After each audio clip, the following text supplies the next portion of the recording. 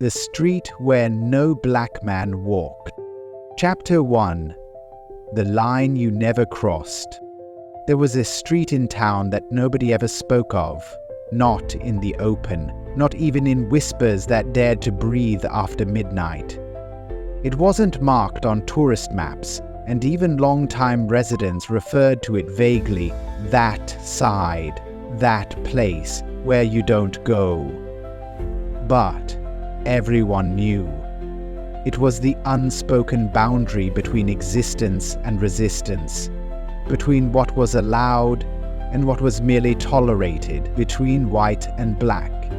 Darius Parker had heard about it his entire life, from his grandfather, who called it the white line, from his father, who simply shook his head when the topic came up, and from his own experiences, where eyes would linger just a little too long if he walked even close to the entrance of Millstone Lane. He'd passed it 100 times, on his way to school, to work, to the store. He knew the texture of its pavement from a distance, knew how the houses stood straighter, cleaner, as if they'd been promised safety from the world beyond. He'd never dared to step beyond the edge, not because of any law, but because of something heavier, a history no one needed to write down to remember. One day, something shifted. He was 24, walking home from his job at the auto shop. His usual route was closed off for construction. The only detour led him directly past Millstone Lane. He paused, just for a second, long enough for a choice to rise in his chest like thunder before a storm. The sidewalk ahead was empty, not a soul in sight, just houses lined like soldiers, their windows like narrowed eyes. He stepped forward, one foot, then another. That was the line, not the curb or the corner, the decision, the breath held between safety and defiance. And once crossed, the street didn't just watch him, it judged him. Motion detecting lights flicked on, a curtain shifted in a window, a door creaked open somewhere in the distance. He wasn't doing anything wrong, but he didn't belong. Not here, not to them. And still, he walked, because some lines are meant to be crossed, and some silence, no matter how loud, demands to be broken. Chapter 2. Whispers behind closed curtains. The street looked peaceful in the morning light, clean, manicured. Birds chirped from white-painted porches, and the smell of freshly brewed coffee drifted through the air, but none of it reached Darius. Not really, because he felt it. The invisible wall that rose from the cracks in the pavement. A wall built not of brick or mortar, but of suspicion and centuries of knowing where you weren't welcome. As he walked past the second house, he saw the curtain shift again, just like the night before. The same floral print, the same slow, careful hand parting it. Eyes behind glass, watching, judging. He couldn't see them, but he could feel them. He didn't need to see their faces to know what they looked like. The glint of a phone being lifted to a trembling hand. The nervous scan from one window to the next. The quiet decision that his presence was enough to stir fear. A black man walking wasn't just walking. It was seen as a question, a provocation. He passed a garden gnome. Its grin seemed too wide. A camera above the door blinked red. Behind the curtains, the whispers began. They always did. Do you know him? No, never seen him before. What's he doing here? Should we call someone? Words carried weight here. even the ones not spoken aloud. Darius could feel them pressing against his back, like fingers pushing him out. He thought about turning around, about giving them what they wanted, but that would mean accepting their whispers as truth, that he didn't belong, that this space was not his to move through. So instead, he straightened his back, slowed his pace, forced his breath to steady. Because sometimes the bravest thing a man can do is simply keep walking.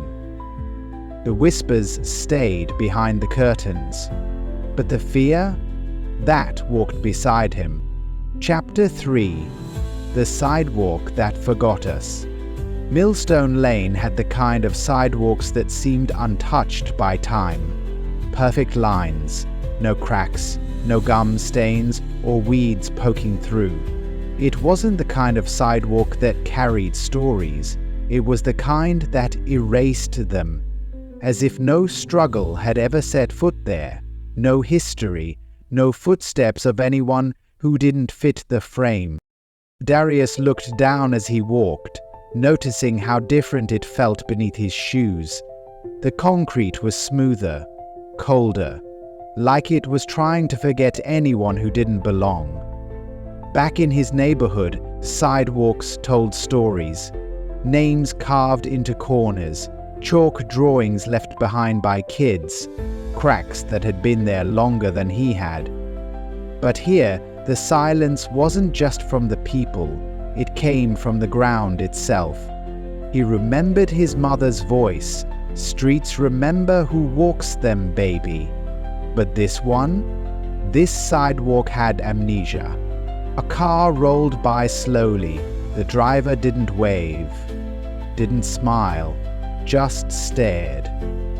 Darius nodded, out of habit. The window didn't roll down. The gaze didn't soften.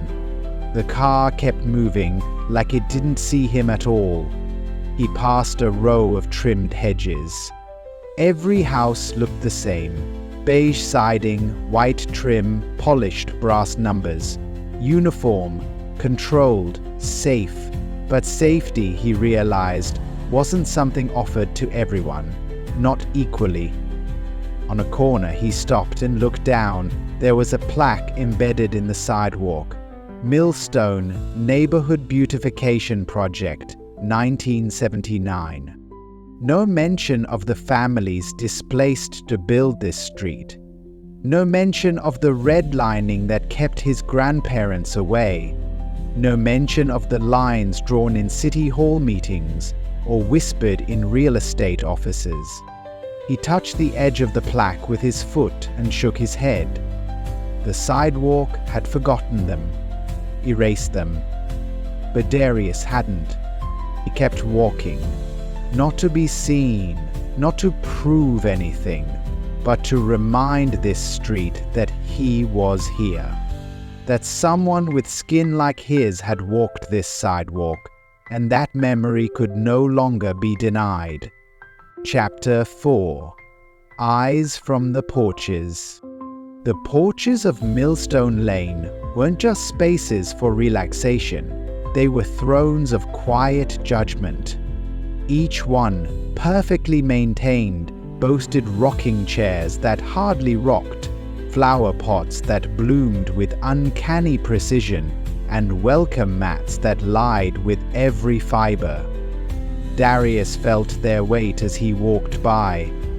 Not the porches themselves, but the people who sat on them. Old men with newspapers, never turning the page.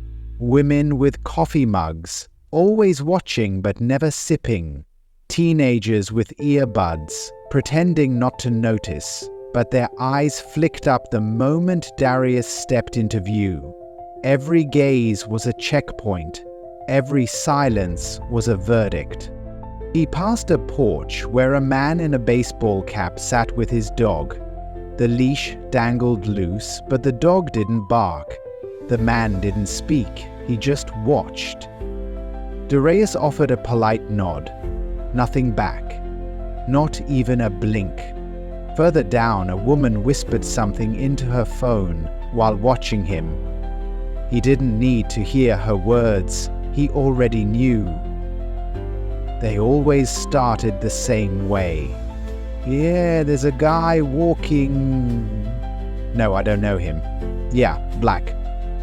Alone. Darius wanted to scream, not out of fear, but exhaustion. How many porches had judged men like him? How many neighborhood watches had called themselves protectors while being the very threat?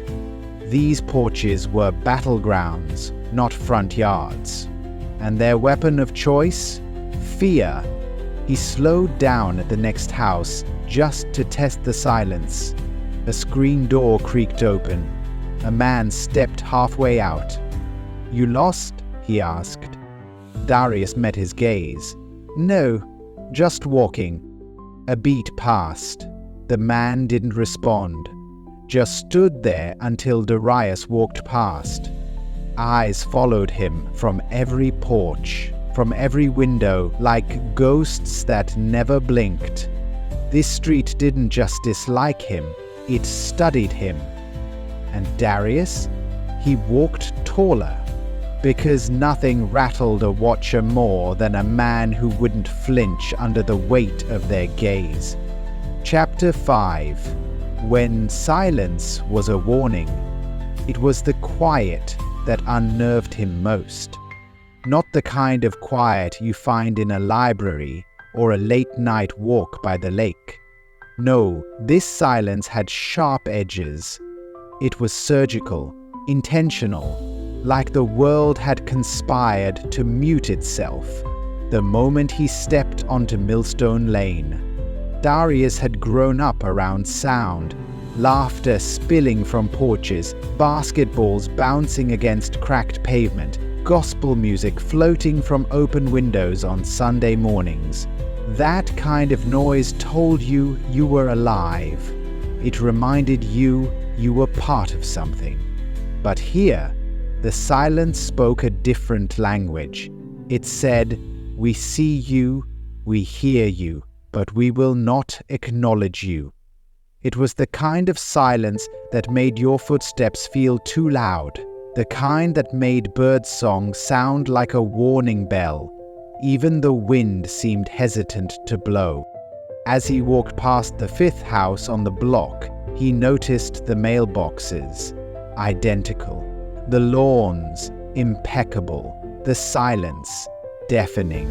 No children playing, no music, no greetings, just a perfect polished hush.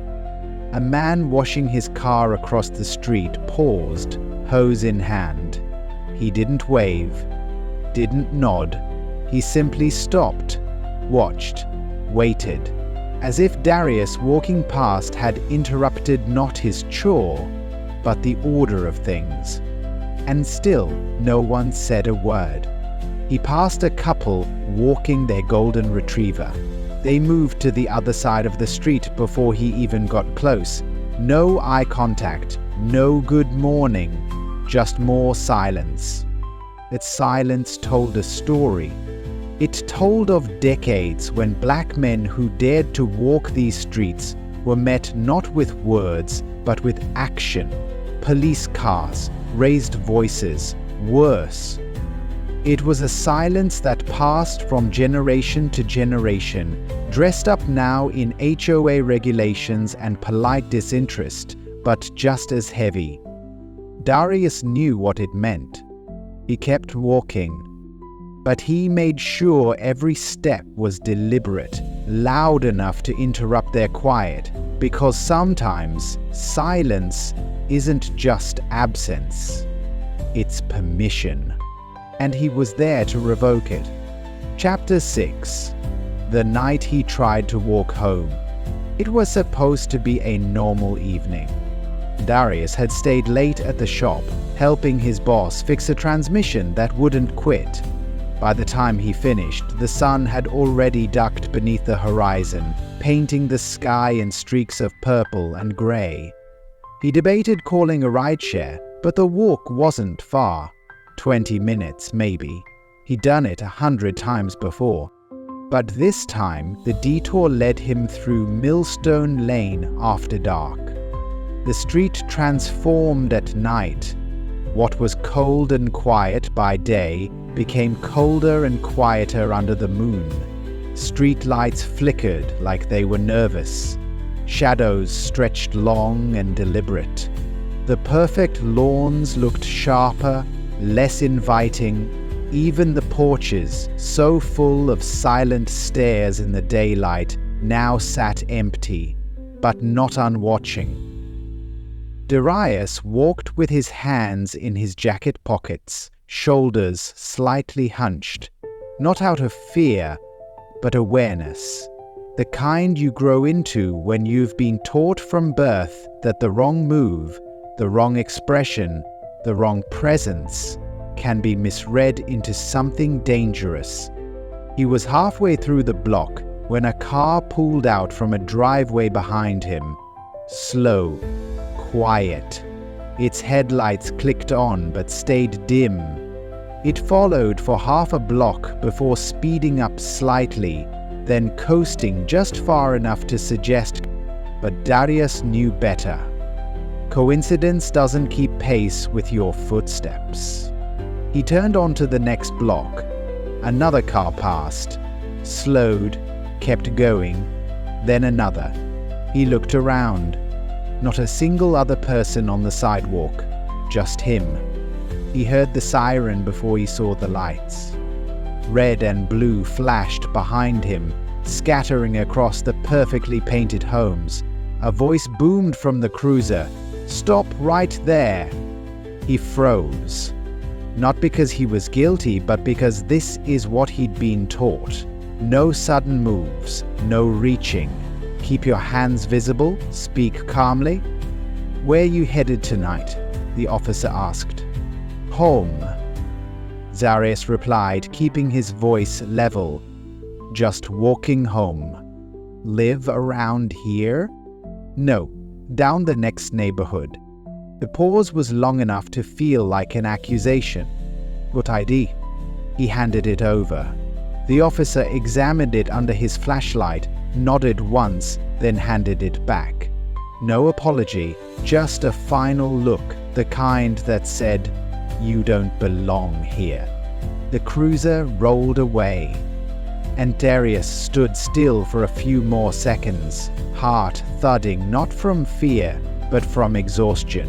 From knowing that walking home could be a risk, that his skin turned a sidewalk into suspicion. He walked the rest of the way slower, more tired, but even more certain of one thing: he would never let fear rewrite his right to exist. It was the night he tried to walk home, and the night the street tried to walk him back. Chapter 7. Crossing into nowhere. Darius didn't know why he kept walking. He had made his point. He had defied their silence, their stares, their calls to the police. But still, he kept moving forward, as though each step might uncover something that explained why this street, this place, held so much power over where a man like him could or couldn't go. Maybe he wanted to believe that if he just made it to the end of Millstone Lane, something would change, that there would be a signpost, a shift, a break in the tension, a release. But all he found was more of the same. Windows that looked through him, doors that locked a second too loud, the echo of a neighborhood trying to erase his footsteps in real time.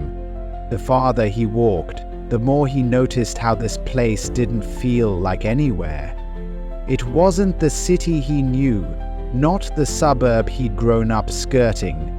It felt like a void, a place built for everyone except him.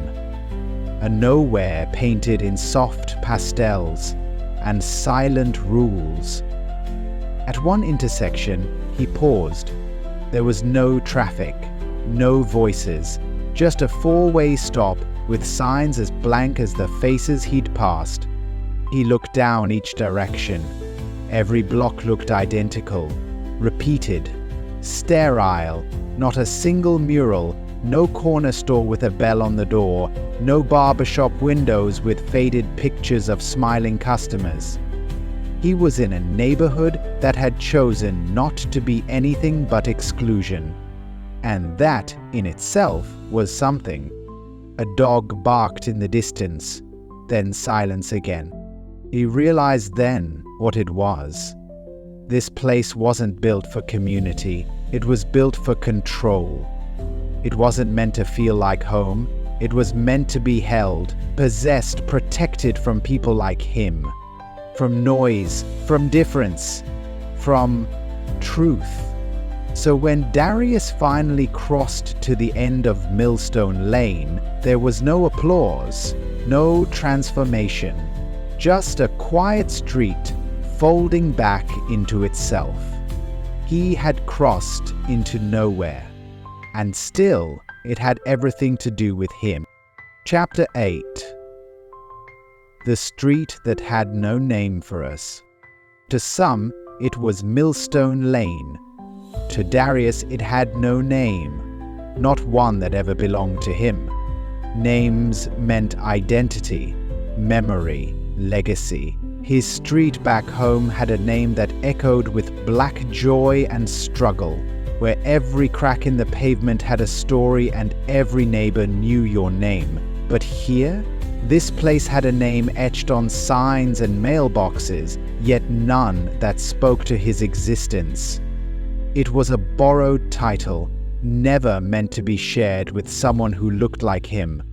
As he passed the corner street sign again, clean green gleaming, he thought about how some names are given with pride and others are assigned like cages. He wondered how many maps had this street marked as safe, how many brochures showcased it as a peaceful community, how many people smiled as they drove in, never realizing the peace was built on exclusion. A boy on a scooter skidded to a stop ahead of him. The child looked surprised, maybe even frightened. Darius smiled gently. The boy turned around and rode back to the woman watering her lawn. The woman glanced up, then down, and ushered the child inside. Again, no words, just actions loud enough to be heard without sound. Darius paused under a street lamp and thought of names again, of places renamed after generals, presidents, developers, rarely after the people who cleaned those streets, built those homes, watched from the margins. He whispered under his breath, "We never got to name anything." It stung. More than he expected. He imagined what the name could have been. Not Millstone. Maybe something older. Something that remembered the hands that once picked cotton, not too far from here. Something that honored, not erased. But erasure was the point. So he kept walking. Because sometimes the only way to reclaim a name is to walk through the place that never meant to learn yours, and leave your echo behind. Chapter 9. Where the lights were never for us. Street lights hummed overhead, casting a pale orange glow that stretched over the pavement like an uneasy halo. But the light wasn't meant for Darius. Not really. He'd noticed it before, how the lights on Millstone Lane seemed brighter when he walked beneath them, almost too bright, motion sensors clicking on before he even arrived, porch lights blinking on in sequence like a slow domino effect, one house after another. It wasn't about illumination, it was about exposure, surveillance. In his own neighborhood, the lights were softer, sometimes broken, sometimes blinking, but they felt familiar. They weren't a signal.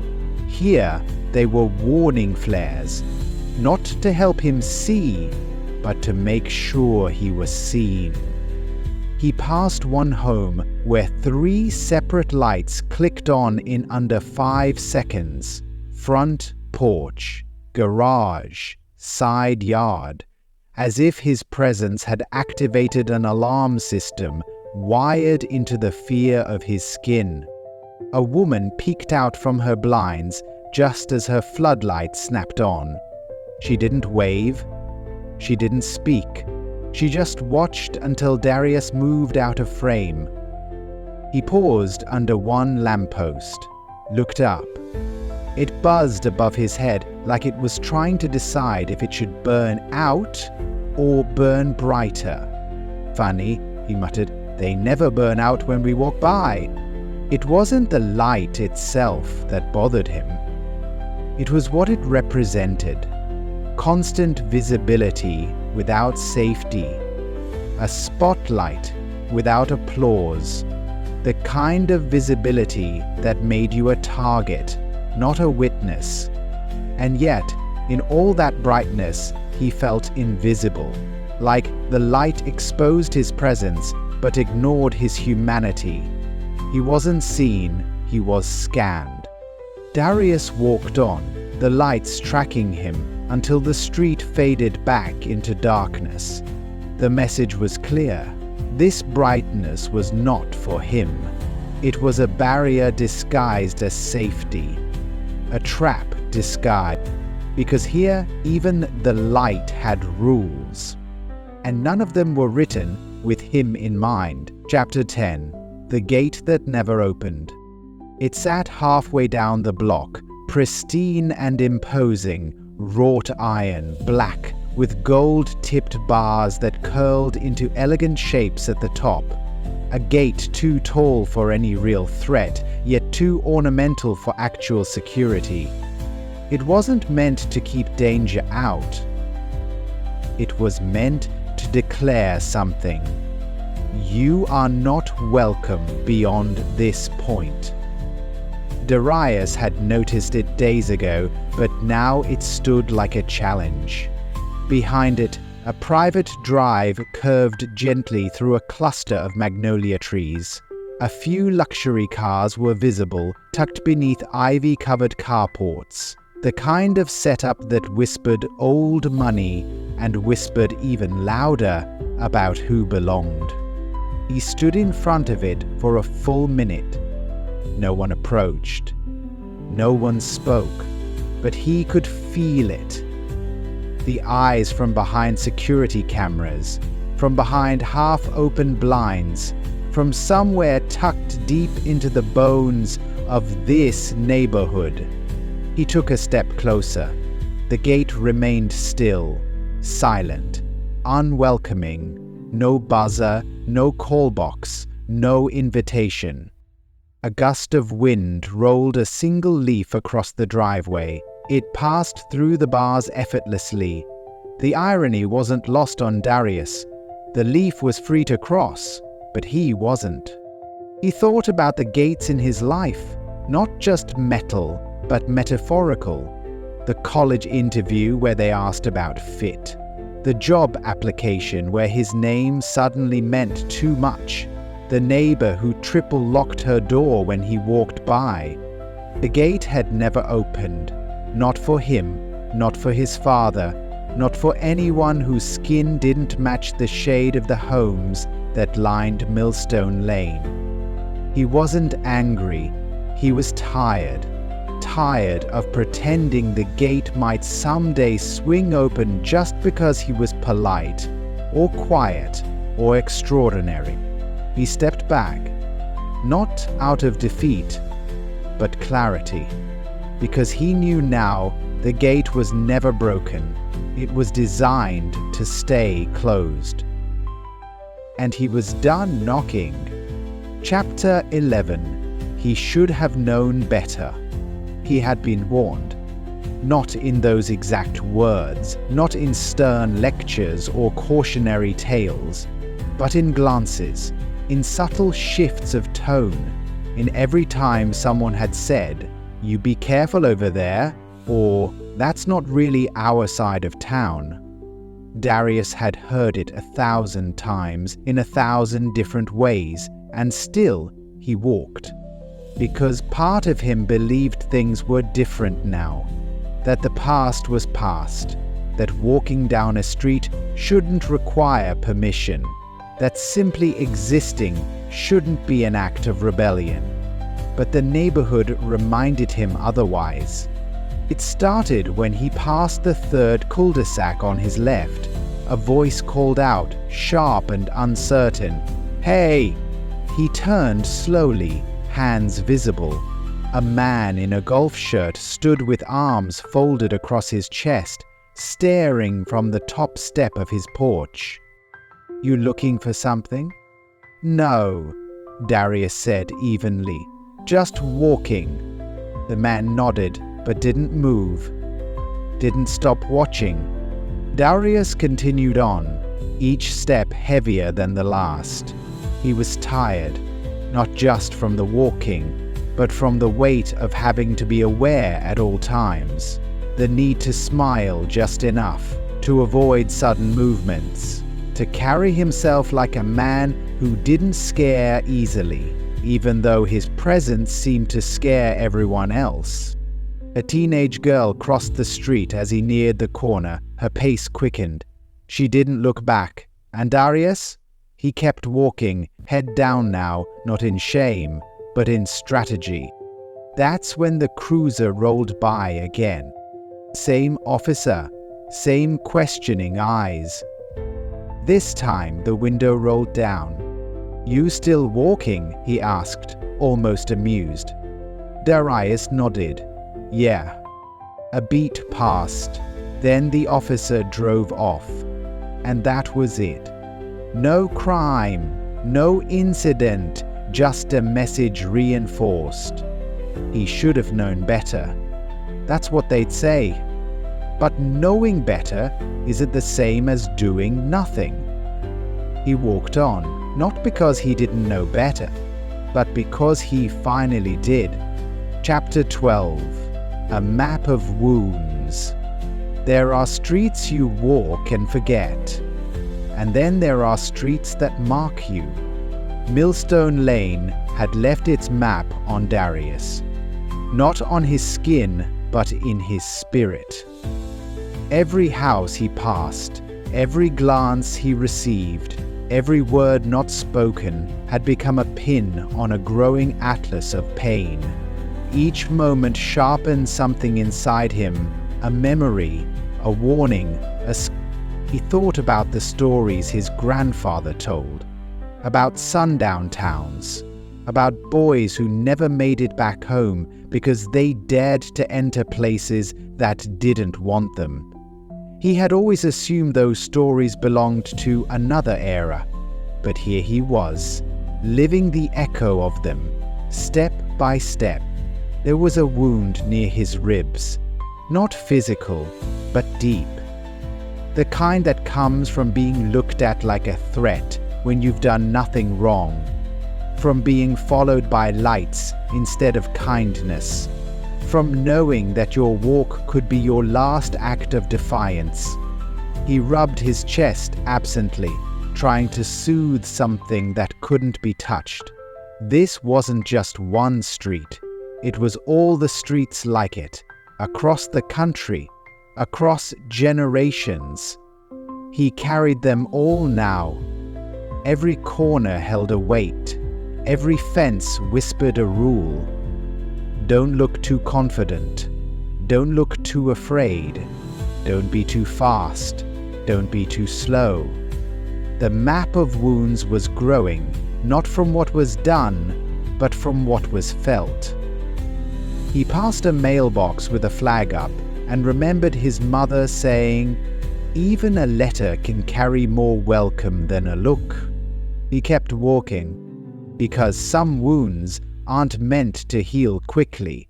Some maps are meant to be read over and over, not to wallow in pain, but to remember, to never forget what it costs to walk free. And what it still costs. Chapter 13. The footsteps that echoed too loud. It was strange how loud a single pair of shoes could sound on an empty street. Darius wasn't running. He wasn't stomping or dragging his heels, but every step seemed amplified, like the pavement itself had become a drum. He adjusted his stride, tried to walk softer. It didn't help.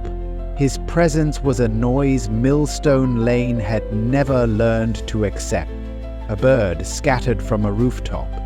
A dog barked once in the distance. Then silence. And beneath it, the echo of his soles bouncing off the neatly paved road, as though the ground was trying to say, "You're still here." He reached for his phone to check the time. Still daylight, but barely, the kind of dusky light that stretched shadows and tested nerves. His footsteps were a reminder to them, to him. In his neighborhood, footsteps meant life. Kids playing tag, aunties walking home from church, men catching up on porches. Here, they meant disruption. They meant someone was somewhere he wasn't supposed to be. One house had a motion light that flickered every time he stepped. He slowed. It flickered again. A man behind the glass picked up his phone. Didn't dial, just stared. A hand moved a curtain on the opposite side of the street. Darius was not doing anything wrong, but he had learned that wrong was often defined by who was watching. He thought about turning around, about jogging, about disappearing, but the echoes followed. Because the sound wasn't about the shoes. It was about the history. Footsteps like his had once marched in protests, had fled from mobs, had walked miles just to vote. And now they simply wanted to get home. But Millstone Lane wasn't ready for that sound, for that memory. So, Darius kept walking, echoes growing behind him, not just of his shoes, but of everyone who had ever dared to walk where they said no black man should. Chapter 14. History on every corner. History wasn't always written on plaques or etched into bronze statues. Sometimes it lingered in the way a house slouched into its foundation, or how a tree bent unnaturally away from a sidewalk. It clung to corners like smoke after a fire, and on Millstone Lane, it wrapped around Darius like an invisible fog. He turned the corner onto the final stretch of the street, and it hit him. He'd seen this corner before. Not in person, but in a faded black and white photo his grandfather once showed him. A photo of a young black man standing across the street. Shoulders tense, gaze low, as two white men leaned on a picket fence, smirking. The caption read, July 1961, the boy who wouldn't walk away. That boy had been Darius' uncle. He hadn't survived the week after that photo was taken. Now Darius stood just feet away from where that moment had been captured. Nothing marked the spot. No plaque, no street name in his honor. Just clean sidewalk, trimmed hedges, and the hum of a distant lawnmower. He looked around, imagining the photo unfolding in real time. His uncle's quiet defiance, the way the air must have felt thick with danger. How many other corners held stories like this? How many had been scrubbed clean by time and silence? Every corner on Millstone Lane was a graveyard of unnamed truths, every flower bed planted on top of memory, every brick hiding what had been built on exclusion. He bent down and touched the pavement where the photo had been taken. Just concrete, cold and unremarkable. But to Darius, it might as well have been sacred ground. "I remember you," he whispered, and in that moment, history breathed. Not loudly, not violently, but enough. Enough for him to know that walking this street wasn't just about him. It was about reclaiming every corner that once tried to forget the people who dared to stand on it. Chapter 15. The Street That Still Doesn't See Us. Darius stood at the end of Millstone Lane, not triumphant, not broken, just still.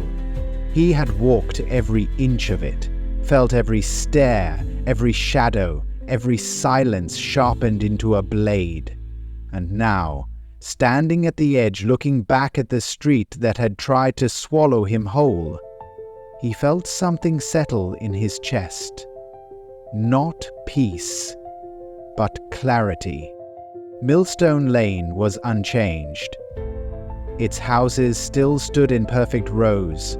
Its porches still harbored watchers. Its sidewalks still gleamed with selective memory. He had walked its length, but the street hadn't softened, hadn't opened its arms, hadn't even blinked. Because it wasn't built to see him. He was never meant to be part of its story, only its exception. A whisper someone might mention once, then tuck away beneath polite conversation. A strange incident, a brief disturbance, not a person, not a presence. He looked over his shoulder at the windows, still reflecting the sky instead of him. He thought of the children raised behind those walls, taught to cross the street without words, of the lawn signs that said, "Love lives here," in bold, colorful letters. But only as far as comfort allowed. Darius reached into his pocket and pulled out a pen. Nothing fancy, just a ballpoint. He knelt at the curb and wrote 3 words in tiny print on the concrete. "I was here." The ink would fade, the rain would erase it, but he wrote it anyway. Because streets like Millstone Lane thrive on forgetting, and his walk was a refusal. He turned and walked away, not because he was done fighting, but because the fight had changed. It wasn't about proving anything to them anymore. It was about making sure he never again had to prove anything to himself. Some streets may never see you, but that doesn't mean you were never there, and it doesn't mean you didn't matter.